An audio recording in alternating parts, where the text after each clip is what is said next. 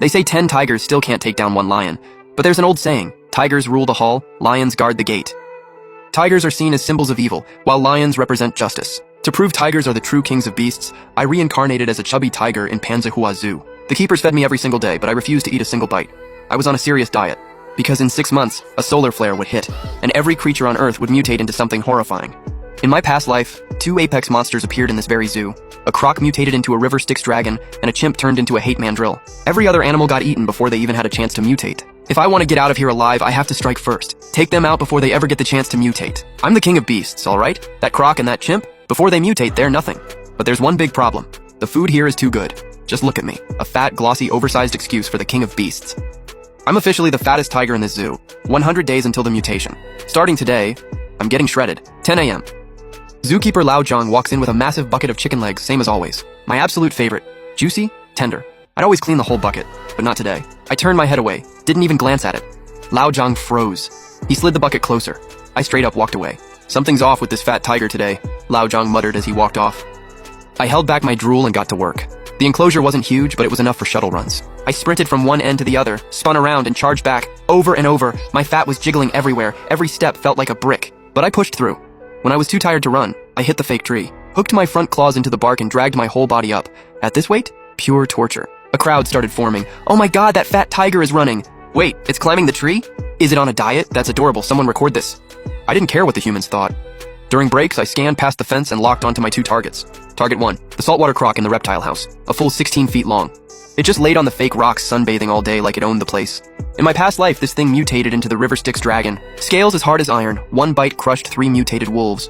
Priority kill number 1. Target 2, the chimp in the primate zone. Don't let him fool you with the banana begging act. After mutation, he becomes a hate mandrill. Insane strength, high intelligence. Last time he wiped out the entire bird section. Both of them have to go before the mutation hits. I counted down in my head, 99 days left. By evening, I was flat on the ground gasping, but I felt good inside. Keep it up and I'll be back to my real form. That's when I noticed the croc's eyes, staring right at me through the gap between enclosures. That look, something deeply unsettling about it. Over the next 20 days, I pushed myself to the limit. Pre-dawn shuttle runs, 10 sets up to 50. Tree climbing went from barely making it up to knocking out pull-ups on the trunk. I only ate a third of what they brought. Lean meat and organs only. Those juicy chicken legs? Ignored. Lao Zhang was freaking out, thought I was sick. Called in the vet, clean bill of health. The numbers on the scale were dropping fast. 320 pounds, then 300, then 280. The belly fat was gone. Muscle definition was back. I could feel that raw, explosive power returning. Day 21 morning. I looked at my reflection in the pool. That fat, glossy blob was gone. In its place, a lean, mean predator. I tested a lunge, more than twice as fast as before. Good. It's time. I started mapping the patrol schedule. Guards at 11 p.m. and 3 a.m. Cameras covered most areas, but there was a blind spot. The old wire fence on the west side of the tiger enclosure. Branches blocked the camera view completely. The wire was already rusted through. I'd been quietly testing it with my claws. One good push and it'd tear.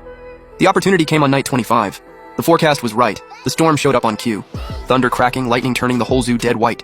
Surveillance glitches in weather like this, and guards don't do thorough checks in a downpour. 2 a.m. I made my move. Under the cover of thunder, I threw my full body weight into the wire fence. The rusted wire snapped. I was out. Rain hit me like ice, but my blood was on fire. I followed the route I'd memorized, dodged every camera, cut through the zoo like a shadow, straight to the reptile house. The croc's pool was in the outdoor section. At this hour, it should be resting underwater. I slipped into the water without a sound. Ice cold. I shivered, but adjusted fast. A flash of lightning, and I saw it. Massive, lying still at the bottom. 1 shot, 1 kill. I took a deep breath and dove. All 4 limbs cutting through the water. Closing in, 10 feet, 6 feet, 3 feet. The second I was about to strike, the croc's eyes snapped open. It was already awake. No time to think. I lunged and locked my jaws on the back of its neck. It went ballistic. Its tail hit me like a steel whip, nearly made me let go. We were rolling underwater, my lungs about to burst, but I couldn't let go. This was my only shot. It tried to throw me off. I used my weight to pin it down. It tried to surface. I dragged it deeper. My memory from the past life told me, no matter how fierce, crocs still need air. I could hold my breath longer. That was my edge. 1 minute, 2, 3. Its struggle got weaker and weaker, then stopped completely. I let go.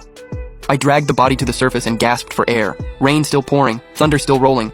Nobody had a clue. I scratched up the croc's body and smeared blood on the rocks near the edge of the pool. Made it look like it crawled out and slipped to its death. Once it was done, I moved fast, back the same way I came.